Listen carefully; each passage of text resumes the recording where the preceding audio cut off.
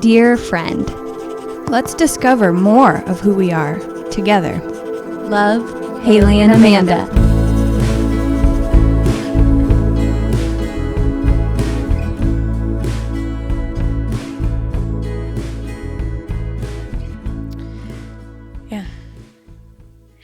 It's the holiday season, so whoop-de-doo and shippity-bop. It's dickory-dock. I'm sorry, I said shippity. Yeah, that's not anything. It's the holiday season. We're not doing it again. But that was good. Thank you. It is the holiday season, and what do we do at the holiday season? But Give. sing songs. No, we give. We give more at the holiday season. I actually, over breakfast, you were telling me an actual percentage. Yes. 84% of people are more generous during the holiday season. Like 63% typically give to like an organization or... It's a lot. It's a lot. I wonder what it is. It's the holiday season. Whoop-de-doo. Dickory... I almost did it again. Yeah, you almost ruined it again. I don't know why. Well, so today we are going to talk about generosity, which I'm very excited about. We've prepared some categories of different types of generosity. Yeah, because generosity, honestly, I think giving, we have this really kind of small, narrow image of it that looks like money. Yeah, just let me give you a gift. Yeah. But generosity for me it sounds like kind of going the extra mile. You know, when you say that was so generous, it's like you did something extra thoughtful. I guess it cost you a little bit something more. So slight difference in giving and generosity, and we want to talk. We're going to dive head first into that. Wow. Yeah, we're just going to jump off the diving board and have a perfect swan dive into generosity. Do you like that? I guess so. Okay, but before that, I think we should do our pledge. Yeah. Okay, are you ready? I am. I pledge allegiance to the flag of the United Mates in America, and rarely in public is where we stand. One friendship, under God, indivisible. Live purdy. Live purdy. And just us for all. We're so generous. We're so to give ourselves just DeGenerous? us. We are Ellen DeGeneres. So dumb. Okay. So before we get into the topic of generosity, we're going to do a new segment. And it's Mario Brothers. Make mistakes. Make mistakes. 1, 2, 3, 4, 5, make 6, mistakes. 7. Because make mistakes. Because I like steak. I love steak. I don't like it rare, but I like it medium rare. Medium rare, so not so often. just kind of often. Kind of often. And not well done. Not well done. Because that means if you make a mistake. Well, yeah. If you do a mistake well done, it's not a mistake. No. Yeah. So we wanted to share called Make Mistakes. Yeah. And I'm going to make mine. Mistakes. Okay. So this segment, we're going to share big mistakes that have been made that are recently hilarious. And this one, honestly, I can't believe what happened. Amanda made a big mistake. Yeah, and it wasn't well done. She made me a big... It wasn't well done. This one should be rare. It should never happen again. It's going to be very rare. Because I don't like myself for this mistake because the intention was so good. Yeah, you marinated it. Mm-hmm. You marinated on it. I put a lot of seasoning. Yeah. Okay, I think we're confusing people with the steak metaphor. So I decided that we're going to, my household, my husband and I, we're going on a bigger budget, like smaller budget. You're getting on a budget. Yeah. We're getting on a budget that is, we were already on a budget, but I was like, we're going to stick to a really good budget for 2022. And you had some ideas. I had some ideas. And so I started kind of figuring out on a monthly basis how much we spend on water and drinks and things like that. And then I ordered, like this coffee that my husband likes, like a month's worth of coffee, right? Why? Because is it cheaper to do it like that? Yeah, you can buy it in bulk and it's cheaper. Okay. And then I did something that I would call a mistake. Not a well done mistake. And it was purchasing a month's worth of water. And we buy the gallons of alkaline water. Yes. And so I bought 40 gallons. No. Yeah. And Yes, I just want to this tell happened. you, I want to tell you something. I don't have the storage for it. Yeah. I don't have the space. There are boxes of gallons of water in my living room that I have to go through a maze to get to my... I want to come over. Yeah, it's cool, actually. It could be a holiday Christmas maze. A holiday maze. Yeah, of water. Holla maze. And I want you to know, Holla maze. I overbought. Like, it's not actually... I think it's... it's not 2 months. a month? I think I did the math wrong. Well, because also we were recording the podcast last week, and we And my walked dog, out. my dog was barking like crazy. You towards probably the heard end. it. Yeah. And we were like, geez, sister, what are you barking at? There's a stack, a mound, if you will, of huge We couldn't see out boxes. the front door. I was like, is this the North Pole? And I was like, oh, this must be some of the presents I bought. Nope, all water. All water. But what's funny is that she said that was the first shipment of 4.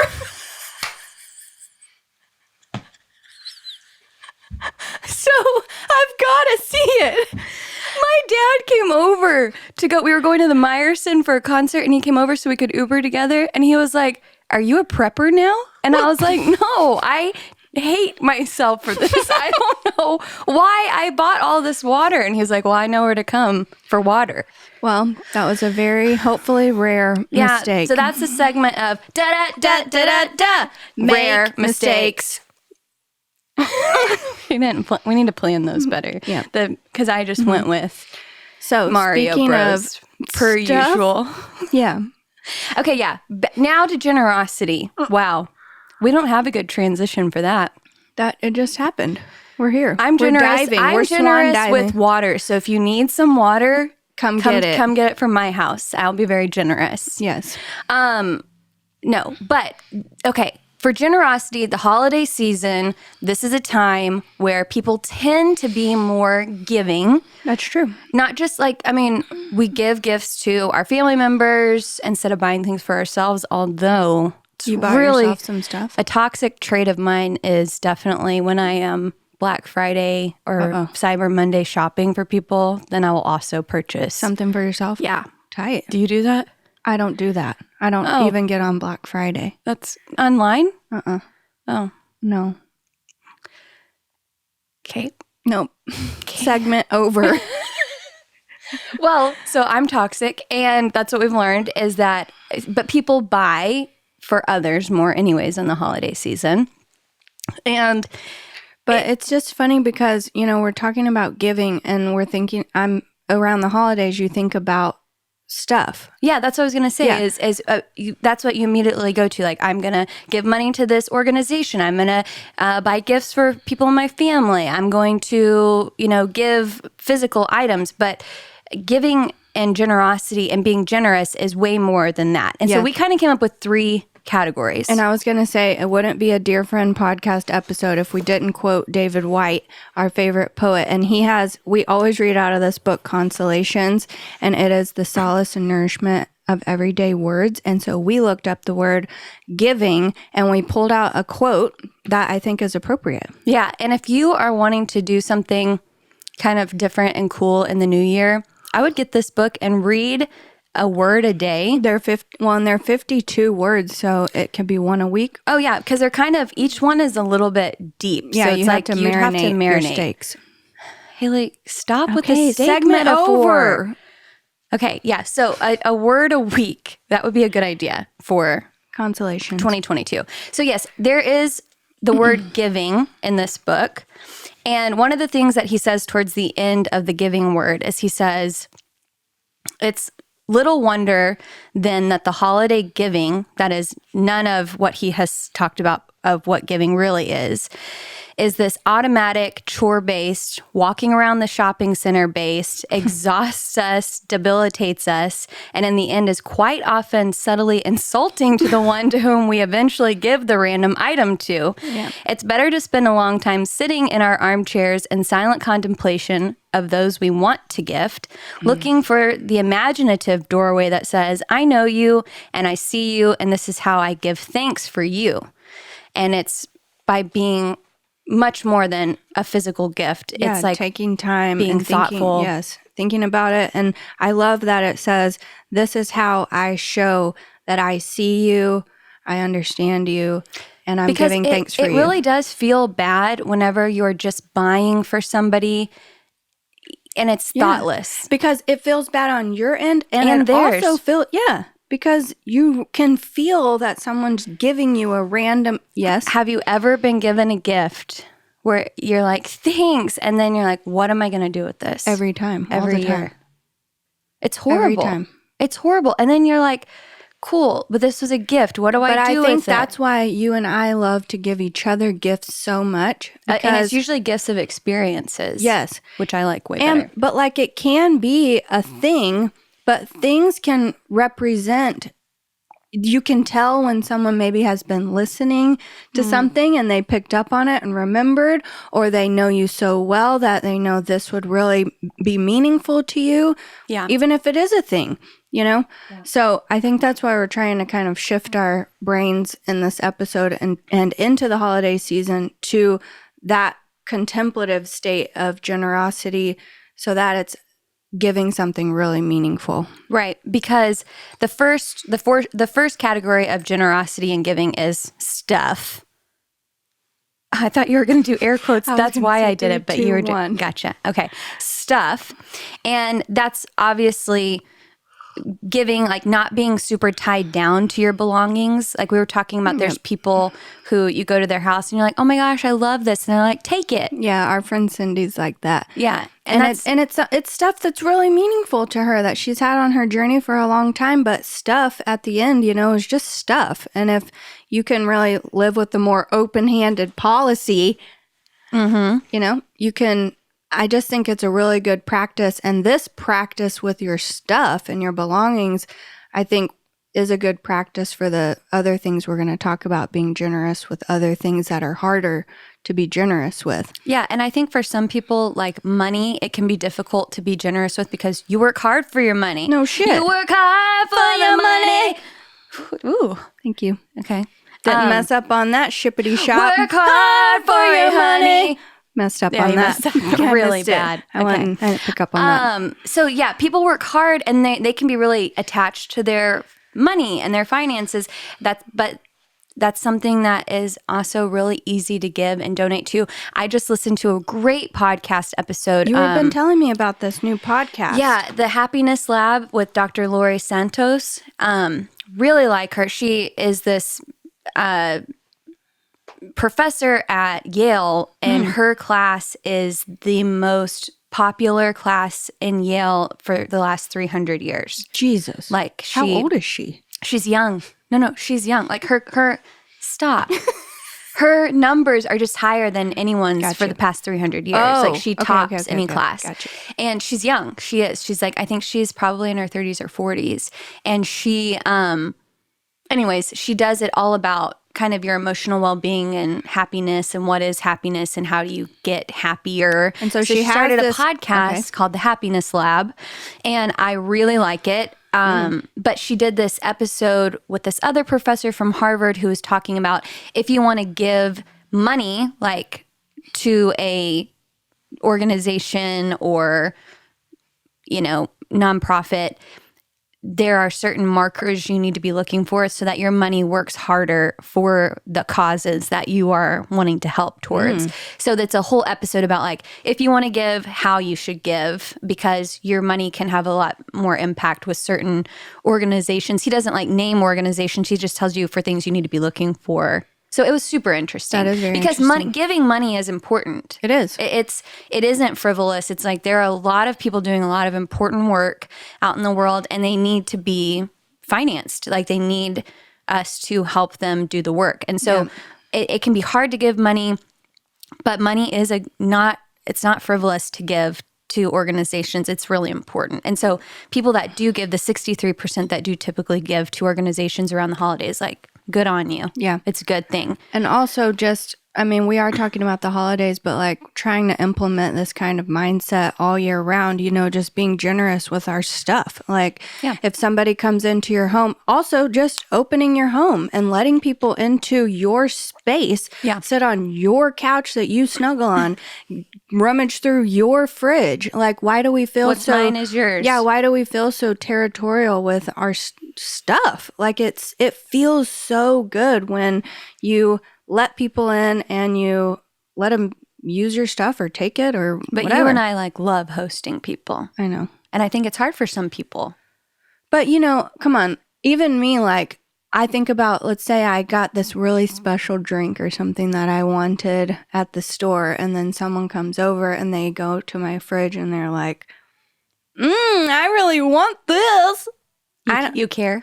Yeah. Oh. But then I usually give it because it's nice. But I mean, I'm just saying that we're not perfect angels. Like we like our stuff. What? Yeah, you're right. Okay, so the next type of generosity, being generous with our belongings, our things, our money. Being less attached, trying to hold on to our stuff so hard. But then time. Oof. Now, when it comes... You say this a lot. You say time is the most precious thing that we have. Yeah, it's the most valuable thing in our lives. And when we give our time, when we give our time, it's the highest costing thing to us is our time. And so one of the small things about time is like the random acts of kindness. And you're thinking, what does that mean about time? Well, it's like taking that extra minute to hold the door, you know, or like few seconds to hold the door when the person's coming, and you could have just walked, and you know what I mean? It's like we're rushing. We're rushing all the time. We're so rushing. when you're at the store and you're late to something, we're always late. Why are we always late? And then you don't want to hold the door. You don't have time to hold the door. Yeah. That's precious. But it's like small stuff like I know. that. And it takes time, and it can be a little bit like, oh, but my time. The other day I was at the grocery store and I was putting my cart back and I was rushing. Yeah. And I saw another cart that was like rolling off through somewhere. And I was like, that isn't mine. And I was like, I don't have to go get that. You got it, didn't you? I did. Yeah. And it felt good, you know? And I think it's little things like that they add up, you know? And giving a little bit of your time like that. Are there any other ways you can think about giving time that really is costly for you, but really makes an impact for someone else? Yeah, like making that phone call to the person you know is going through something, but you know it might be a 30-minute conversation and you just can't seem to make the time for it, but you know, like they really need it. I know someone I need to do that for. Me too. Yikes. And so it's like those small things with our time. It's not these huge, like, yes, volunteering is the other thing we wrote down. And that would take hours of your time. And that's also very important. But small things, in everyday life. Yeah, you can just make the choice to be like, I'm going to take the time to do this because it makes a difference. And it's being generous with that time is really important. Or like also, go ahead. I was going to say, we're going to make the time to have someone over or something like that, but maybe you didn't want to take the time to like prepare a thoughtful meal. You just wanted to order or something, you know, that's fine. But using your time to do something like that. To take care of people and like doing favors for somebody. Yep. We just watched the new movie on Netflix, Single All the Way. Yeah, we just watched that. These bad Christmas movies have a hold on us. They do. I don't know what to say. They won't let go of their grip. It's like I'm at their mercy. But we liked this one. Oh, it's good. Except for a few parts. They have to have some bad parts. They're really bad they're parts. Not good. Yeah. But yeah, so he's the task rabbit, right? And so he like does all these tasks. Yeah. And it's good to do favors for people. That's also another way of being generous with your time. And then the third point of generosity, I think is, well, for me personally, is definitely the hardest. Well, because we were saying the first one, the stuff, being generous with stuff is probably the easiest one. I mean, it's still hard for some people, but it's probably the easiest. And then time starts getting more costly. Yeah, that's really difficult. And then the third one is being generous with yourself, which is really hard. You know, like letting people in, sharing your actual being vulnerable, dropping down with people.